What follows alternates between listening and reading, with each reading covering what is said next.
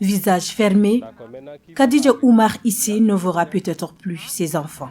En fuyant la guerre dans son pays, le Soudan, la mère des 9 enfants n'a pu rallier le camp de Kouffroun à l'est du Tchad qu'avec 6 de ses progénitures. Les 3 autres sont portés disparus. Ça fait déjà 6 mois que je cherche mes enfants. J'ai laissé les contacts partout dans les camps.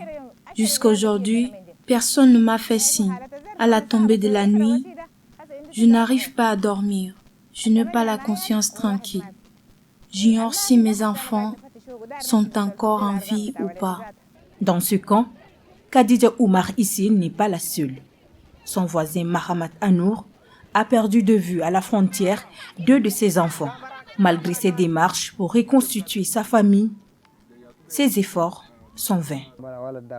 Depuis que nous sommes sortis, il y a de cela 3 mois, on n'a pas de leurs nouvelles. Nos 2 enfants sont égarés. J'ai des pincements au cœur. Je n'arrive pas à dormir la nuit. Ne sachant dans quelle situation ils sont, c'est vraiment triste.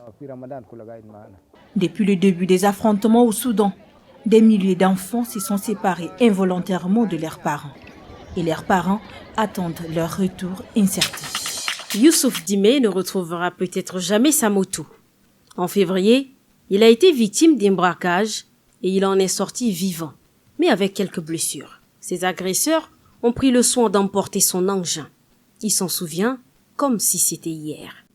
À notre arrivée, je crois que ma cliente a fait signe à ses complices. Aussitôt, j'ai vu des personnes cagoulées surgir de nulle part. Ils étaient armés de couteaux. Ils m'ont agressé et ils ont emporté la moto. Ce n'est pas le cas de beaucoup de Tchadiens. Cette famille est sous le choc. Lundi 18 septembre, leur fils a été tué et sa moto arrachée. Ils l'ont battu à mort, ils l'ont même poignardé, tout ça, il a beaucoup saigné par la suite autour de 22 heures, quoi. Et c'est plus tard que les secours sont arrivés avec un retard de 2 ou 3, pratiquement plus de 2 heures, pour être amené à l'hôpital. Chaque année, une centaine de personnes perdent la vie dans les braquages. Et souvent, les auteurs ne sont pas... Bilan sanitaire. Ce mot résonne régulièrement. Une opération qui consiste à connaître sa situation sanitaire. Avez-vous l'habitude de faire votre bilan sanitaire? À cette question, nous avons tendu notre micro à quelques citoyens et les réponses se divergent. Franchement, je dois être honnête avec vous. C'est quelque chose que je n'ai jamais fait. Par faute des moyens, il faut le dire d'abord. Normalement, pour un bon citoyen qui a des moyens, il doit faire son bilan annuel pour savoir l'état de sa santé. Malheureusement, je ne dispose pas de moyens adéquats pour faire ça. Une femme là, faut absolument faire ça quand même. Même si ce n'est pas trop par chaque 3 mois, tu peux aussi. C'est pour voir comment le corps se porte. Dans le cas où tu trouves qu'il y a un manque, tu peux aussi te soigner. J'ai pris l'habitude de faire le bilan annuel de santé parce que pour toute une personne qui a des projets, qui a des plannings, qui a la famille, il faut toujours prévoir sa santé. C'est pourquoi j'ai l'habitude de faire de temps en temps et chaque année le bilan de santé. Coûteux, il est nécessaire de faire son bilan sanitaire ou pas? Faire un bilan de santé, c'est une nécessité absolue. Quiconque, même s'il se croit en bonne santé, doit faire le bilan, ne serait-ce qu'annuel. Comme vous le voyez, dans les institutions, par exemple, on impose au personnel de faire le bilan chaque année. Et donc, pourquoi on fait le bilan chaque année? Ceci est dû au fait que vous ne savez pas l'état du fonctionnement de vos organes d'une manière générale.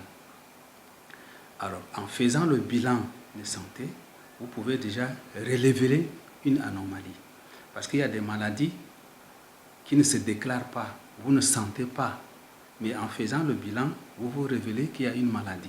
Au Tchad, selon les statistiques, les Tchadiens se font consulter que quand ils tombent malades. Comme le dit un adage, prévenir vaut mieux que guérir. Nous tenons à exprimer notre profonde satisfaction devant le respect unanime du mot d'ordre émis par nos membres qui ont courageusement cessé de couvrir les activités présidentielles. Nous saluons leur détermination et leur solidarité qui ont permis de montrer au monde que la presse tchadienne est unie dans sa quête d'une presse libre et indépendante. Moussa Kadam, ministre de l'Éducation nationale et de la promotion civique, engagé comme jamais pour finir avec les désordres qui ont détruit l'école tchadienne. Il le sait, le changement ne peut provenir que des acteurs du secteur eux-mêmes. Cette rencontre entre lui et les responsables des établissements d'enseignement est la deuxième du genre. Mais celle-ci est selon lui pour mettre les points sur les i. Le chef du département de l'éducation a d'abord tenu à faire comprendre dès l'entame de sa communication que son ministère n'a pas augmenté les frais d'inscription, mais plutôt demandé aux parents d'élèves d'apporter leur contribution pour soutenir le système éducatif qui souffre du sous-financement. D'après lui, il n'a jamais été question d'augmenter les frais de scolarité tout en rappelant l'article 9 de la loi 16 portant orientation du système éducatif qui dit que tout en étant gratuit, l'enseignement admet la contribution des bénéficiaires. Mais le paiement se fera de manière flexible et échelonnée si le parent n'a pas de moyens, a-t-il précisé. Pour que la contribution des parents ne puisse pas aiguiser les appétits des détourneurs, le ministre a insisté sur la mise en place d'un comité de gestion pour assurer la transparence dans la gestion des finances, mais aussi avoir un droit de regard sur les activités académiques.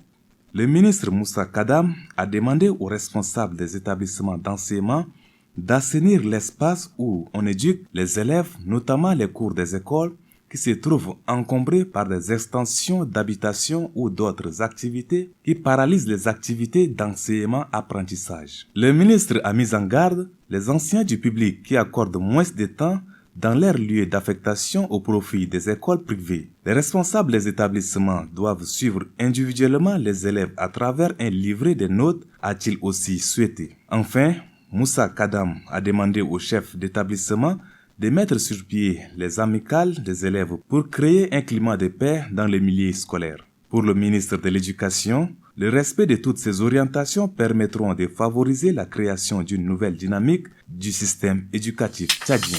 Ces enfants sont âgés entre 3 à 10 ans. Alors que nous sommes à quelques semaines de la rentrée, ceux-ci attendent leur kit scolaire. C'est dans ce sens que cette association a initié cette action.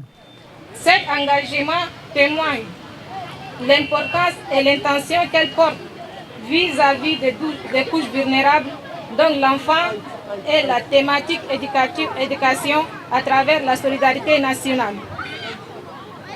L'éducation est une des thématiques au cœur de l'action de l'association Femmes Anti-Clivage. C'est pourquoi l'association met chaque année un point d'honneur à aider les familles aussi bien en N'Djamena ainsi qu'à l'extérieur. Ces kits composés de sacs à dos et de fournitures scolaires telles que cahiers, crayons, ardoises, stylos doivent être utilisés en bon escient, recommande le représentant du ministère de la Femme. C'est une rentrée solidaire pour tous. L'éducation est un droit fondamental. Je lance un appel à l'endroit de tous les parents. On met les enfants au monde. La rue n'accouche pas l'enfant.